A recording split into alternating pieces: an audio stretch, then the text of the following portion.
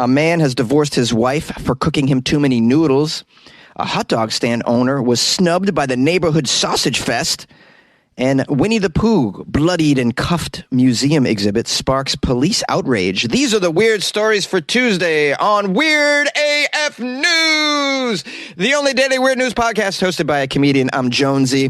Thank you for joining me. What's your name? What's your name?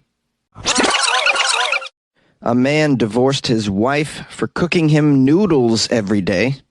I don't know why you would divorce your lovely wife for cooking you noodles every day. I would love for someone to cook me noodles every day. Where's the noodle cooking ladies? Sign me up for that. This story is out of India, by the way. Maybe people just don't like noodles in India. I don't know much about it. A judge, though, in India says a man divorced his wife for cooking him instant noodles every day. Principal District and Sessions Court Judge M.L. Raghunath recounted this incident at a court in Malavadi, Vijayanagar, located in Mysuru, in the southwestern region of India. I think I nailed all of those. I'm going to pat myself on the back. That's how you pronounce Indian regions. Raghunath, the judge, said that he was the district judge in Ballari. He attended what was called a Maggi case, M-A-G-G-I case. Perhaps that means divorce. He did not provide information on the date of the case or the names of the couple involved.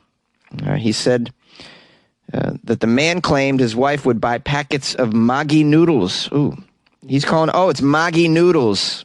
Maggi doesn't mean divorce. It's a brand of noodles. See, we're learning as we go. I'm dumb. All right. Maggi is a brand of instant noodles. His wife would buy packets of this and serve them to him for breakfast, lunch, and dinner throughout their marriage. Well, how long did this go on for? And did you notice that she was doing that during the dating process as well? Although these are arranged marriages, right? So perhaps you don't even know very much about your wife before you're hitched. And vice versa. You don't know much about your husband. And then you find out these things during the marriage. Another reason, along with many others I can think of, for arranged marriages to simply be abolished. I just think it's ridiculous behavior. It's a little too old school and primitive, in my opinion. And you end up in situations like this. Like, you don't even know if your spouse can cook. And then now you're together and it's like, instant noodles? Again? Huh. I didn't know you did this. Yeah, you didn't know you did this because you didn't meet me until I did this. I mean, isn't that strange? You have no idea what the sort of the habits of the individual are until you're living with them in a living situation, which is the absolute worst time to learn about their habits. It's like you walk home from work and you're like, hey, I didn't know you did this. Yeah, I do this every day. You didn't know me. I take yodeling lessons online. Yodelay, yodelay, yodelay, from 4 to 6. Enjoy my life. Okay, it says here in the Maggi case, also known as the instant noodle caper, the couple divorced on mutual consent. Under India's Special Marriage Act of 1954, divorce by mutual consent requires both parties to live separately for 1 year and agree to dissolve the marriage. Oh, so you have to live apart for a year and then decide, like, I don't like you, and I think we should try to live away from each other for a year. Let's just see if we really hate each other. Okay. After a year. Cut to a year. Do you still hate me? Yeah, I hate you too, so let's do it. Here's the paperwork. Now, we have some statistics on divorce in India. A 2018 study showed that the divorce rate was 11%. The same study showed that the U.S. recorded a 50% divorce rate. Yeah, you try and beat us. We're leading the league in divorce rates over here. Definitely leading the world in divorce rates in the U.S. Oh, yeah. But while India's divorce rate is low, they say, the judge claims most married couples have been trying to call it quits in the past few years. This is a new trend. Divorce cases are increasing drastically over the years, says the judge. Couples have to stay together for at least a year before seeking divorce, as you know. If there was no such law, there would be divorce petitions filed directly from the wedding halls. he said. Yeah, because I would imagine that might be the first time you're even seeing the person you're supposed to marry because it's an arranged marriage. Well, I mean, you should at least see a photo first, right? It's like, listen, you're about to marry my son. I'm going to text you a photo. You think he's ugly? Well, too late. The judge added that divorces are more prevalent in urban areas rather than rural villages, because apparently in the rural areas, women have very little independence, and they have a fear of society and family sentiments, which force them to just deal with the situation. But in cities, women are educated and sometimes financially independent, so there are more divorces. Fewer divorces. Women in India in the urban areas are becoming more career-oriented. But many men still expect their wives to fulfill traditional roles. So this is it's a nightmare situation with this arranged marriage in developing countries. It's like as women around the world see that, hey, they have options elsewhere. Why do I have to deal with this? Why am I forced to marry this dude? Why am I forced to stay in this terrible marriage? Why am I forced to stay in this place where men just dominate? Like, screw that. I'm going to be Miss Independent, just like the song. I like that song. Ooh, there's something about a kind of woman that wants you but don't need you. You guys loving that? Because she walk like a boss, talk like a boss. Okay, bye. A hot dog man claims he was snubbed by the neighborhood sausage fest. Controversy has dogged the Windy City Hot Dog Festival scheduled to take place this week in Portage Park. Portage Park is located in, let me check, Chicago. Okay, so we have the Windy City. I should have known. I'm so stupid. Windy City. Duh. Where is it, Jonesy? Oh, let me check. Chicago. Okay. He's this guy owns a popular neighborhood hot dog stand. He claims he was overlooked by the hot dog festival's organizers. He feels very slighted, even though this hot dog festival is taking place right outside his front doors. The Six Corners Chamber of Commerce, organizers of this hot dog festival, invited 8 hot dog vendors from around the city to spend the weekend on Milwaukee Avenue. They were invited to hawk their dogs and to compete for the title of festival favorite. But Mr. Bobby Morelli, who's owner of the Hot Dog Box, which is a local favorite, he says he was not among the hot dog vendors invited to the Hot Dog Fest. This is blasphemy. Scandalous. How do you not invite the Hot Dog Box to the Hot Dog Festival in Chicago? Come on now. I've had it. I've had a Hot Dog Box dog. Pretty good. No, I haven't. Never even been to Chicago. Now, Bobby Morelli told his media, his social media, he's got some followers apparently, because his hot dogs are absolutely tremendous. He told his followers about the snub earlier this week, and then outrage followed. Of course, outrage, because he's got a good wiener, and it should be allowed in the Wiener Festival. It says here, it's difficult to say if the online criticism will affect the festival's bottom line. Oh, does Bobby have enough followers to take down the festival? Bobby says he first became aware of the festival when he noticed a promotion for the event on the marquee at the nearby Portage Theater. Here's a quote from Bobby. How would they have a hot dog festival blocking off our street, not even informing us about it before they went public?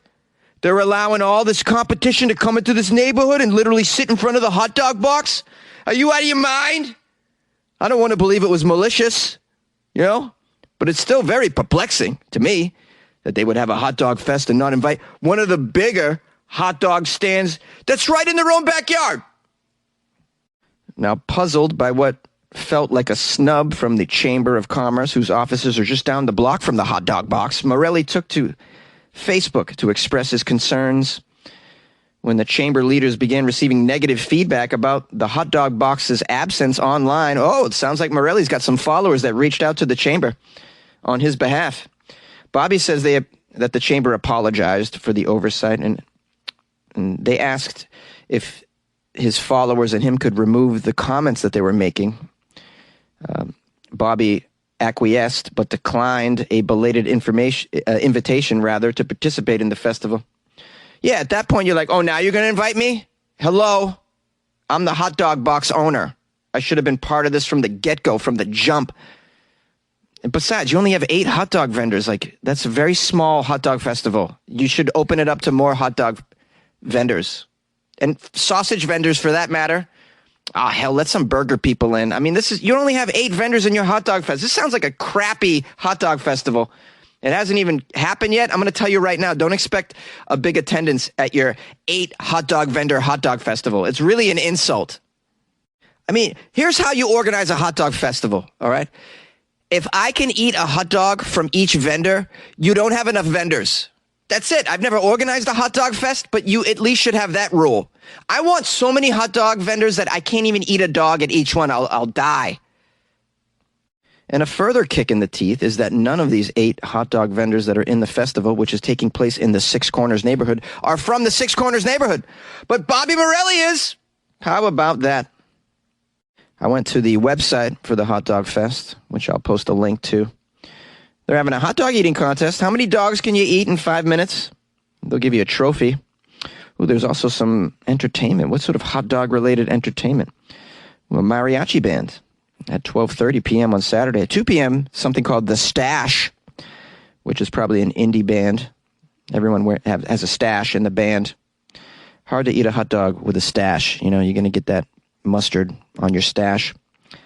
Get a hot dog eating contest. And, of course, they're going to give away the Top Dog Award to the best hot dog vendor as voted by the people, none of which are Bobby Morelli. And let me tell you something, that don't sit well with me. On Sunday at 4 p.m., something called Kashmir, which I like to think is a Led Zeppelin cover band, but I'm really not sure.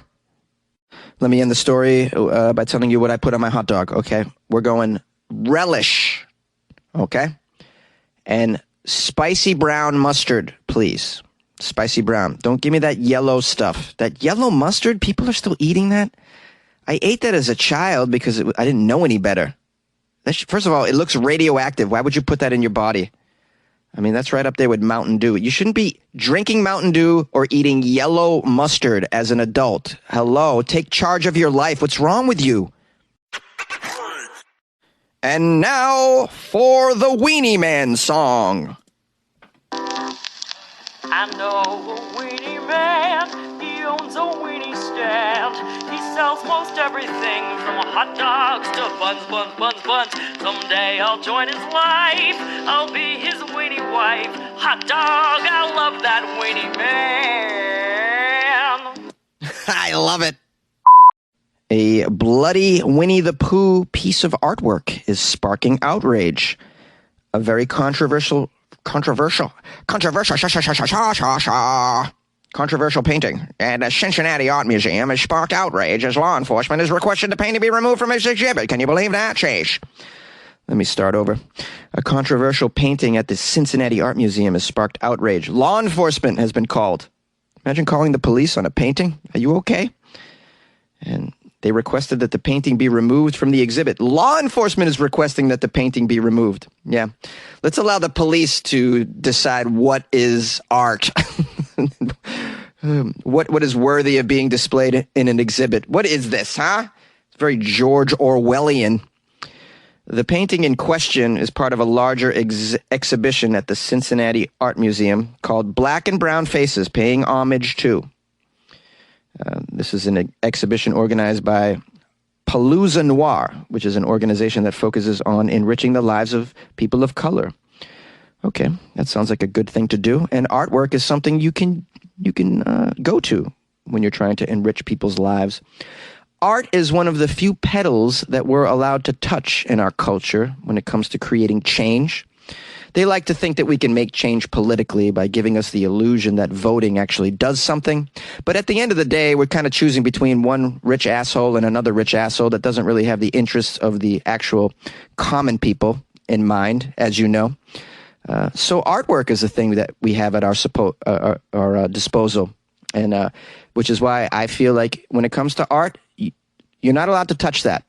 Art is for us And to have authorities come in and say, no, you cannot express yourself this way or express yourself that way. Just for the record, I am extremely against this, to the point where I would fight over this. I will physically fight for this. Now, let's get back to the painting in question here. What is causing the uproar? Well, the painting depicts the characters Winnie the Pooh, Piglet, Tigger, Rabbit, and Eeyore. In the painting, Winnie the Pooh's got handcuffs on and is lying on the ground in what appears to be a pool of blood. Piglet is depicted behind him, dressed as a police officer, pointing a gun directly at Pooh. In addition, Tigger stands in front of Winnie the Pooh, holding a sign that says, "Off the pig." All right, so this is clearly offensive to police officers because it's, we know what they're saying here. It's like a la Colin Kaepernick kneeling at an NFL game. It just causes an uproar. Now, Cincinnati Fraternal Order of Police President Dan told the media, it absolutely is mind-blowing to me that we're there in society that can be seen as artwork. It makes no sense. It makes no sense. You've never heard of controversial artwork before, sir? Where have you been? Living under a rock? It's like, do you know who Banksy is? Are you aware how art has been used historically? Hello? Have you heard of Rage Against the Machine, officer? So naive. Dumbass. Now, President Dan says despite his belief in the freedom of speech, oh yeah, really, freedom of speech, you believe in that? He asked the museum to remove the artwork. He says, I'm taking advantage of my freedom of speech and saying, take that down. Do you realize what you're saying? I mean, the hypocrisy, President Dan. Dan says that the painting is saying that cops are murderers, which I know that is a total fabrication and a total lie. Oh, really? I think some courts have decided otherwise lately. He says, I'm getting angry again. This to me is unbelievable. Ooh, President Dan is getting angry, guys. Watch out. I'm sure he's got an AR-15. Now, the Cincinnati Art Museum released a statement. Please tell me you're not folding to President Dan, Cincinnati Art Museum. They say, Palooza Noir intended for this exhibition to bring the community together through conversations about challenging topics. This partnership supports Cincinnati Art Museum's mission as an institution. Through the power of art, we contribute to a more vibrant Cincinnati by inspiring its people and connecting our communities. We fundamentally oppose any violence against police or community members. We believe that free expression is foundational in dialogues and community partnership. Good. They also interviewed the artist, Magnus Giuliano. What an amazing name. Magnus Giuliano. Sounds like a Roman soldier. Are you not entertained? Look at my painting. According to the media, Giuliano dressed up in a pig costume over Zoom to make a statement. Hilarious. Magnus said, I want people to take away what they want to with this art. Humanity is a joke right now if we're more upset over a painting than police brutality, black people being hurt. Yeah, Magnus is right. Humanity is a joke if we're more upset over a painting than, I don't know, school shootings or insert other joke that we're experiencing right now. It's not even a joke. It's a serious damn, I'm not even going to say nuisance. That's not the word. It's a calamity. Terrible. I don't even want to talk about it. This is supposed to be an uplifting podcast. I apologize. Let's learn something about Winnie the Pooh being used in artwork. Winnie the Pooh has been used as a figure to depict political and social justice messages before. The bear has been depicted as a symbol of resistance among those who oppose the ruling Communist Party in China. Wow, how about that? I didn't know that. Actually, President Xi Jinping banned the film Christopher Robin from being released in China in 2018. He was so upset about it. In 2014, a town in central Poland banned Winnie the Pooh from becoming a playground icon due to the bear's improper attire and, quote, dubious sexuality. Why? Because he's wearing a half shirt and nothing else. It's a bear, idiots. Dubious sexuality. Yeah, I don't know about you. I've never seen him and Tigger get it on, but what do I know? More recently, a new horror film titled Winnie the Pooh Bloody, Winnie the Pooh Blood and Honey has excited horror film fanatics, and some reports say the film will be released later this year. I actually saw an ad for this film, and I thought it was amazing. I was going to share the trailer in the Patreon because I love weird stuff like this. A Winnie the Pooh horror film. Doesn't that sound amazing? I'm so all about it. I mean, I have weird tastes. Anyways, I took this story to a very crazy place, and it's way too long. I apologize. Let's end it. You like podcasts? You're listening to my podcast. Maybe you thought to yourself, I'd like to make a podcast. Too difficult. No, not with Anchor. Anchor has free creation tools that allow you to record and edit your podcast from your phone or your computer. Anchor distributes your podcast to Apple, Spotify, Stitcher, and more. They have advertising integration, so you can even make a little money off your podcast. Everything you need to make a podcast in one place. Download the free Anchor app or go to anchor.fm to get started. And good luck with your podcast. Good luck with your creation. Good luck with your life, man. Player in the game, but I'm making my own rules. That's right. Hi, it's your host, Jonesy. I'm highly caffeinated and sweating my cojones off in a closet. You're welcome. You're welcome for sacrificing my life. All right. I hope you enjoyed today's episode. Thanks for dealing with the long rants.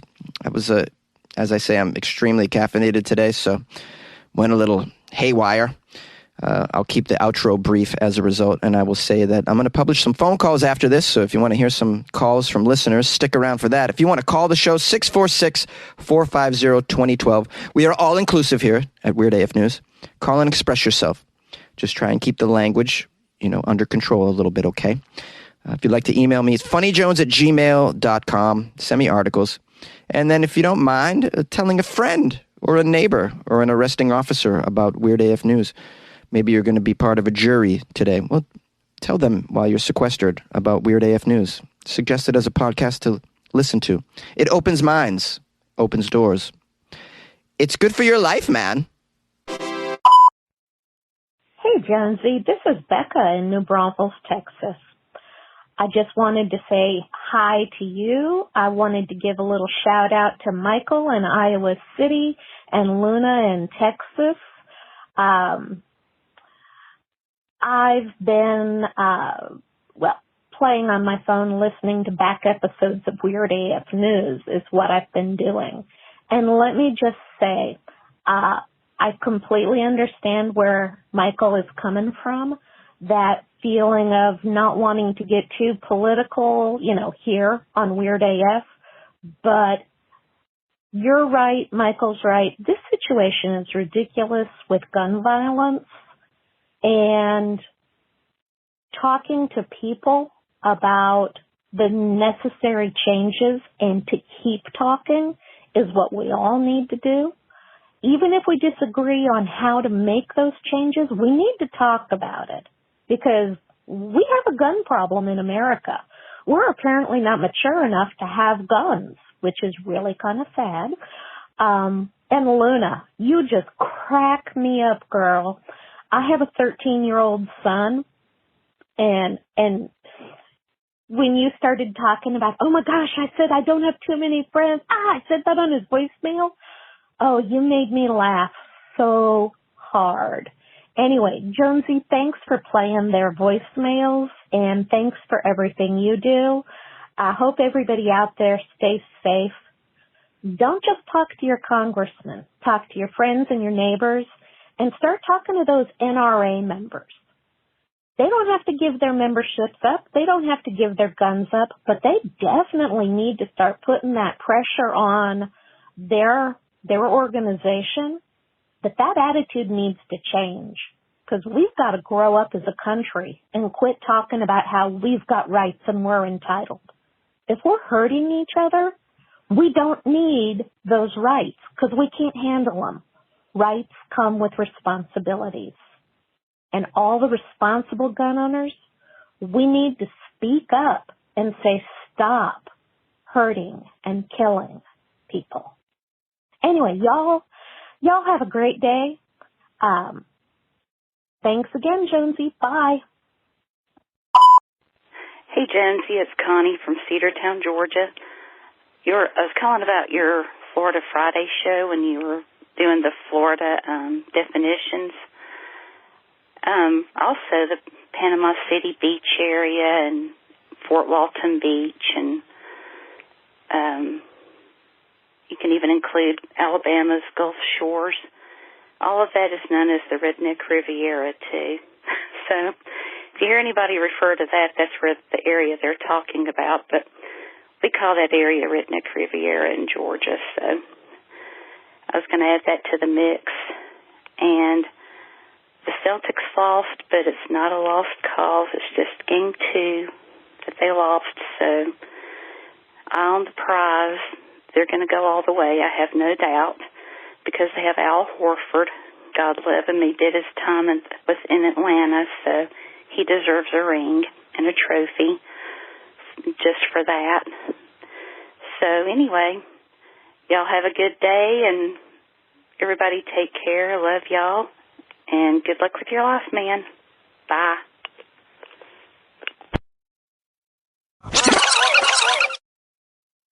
Jonesy, man, how the hell are you? I gotta say, this COVID is a bitch.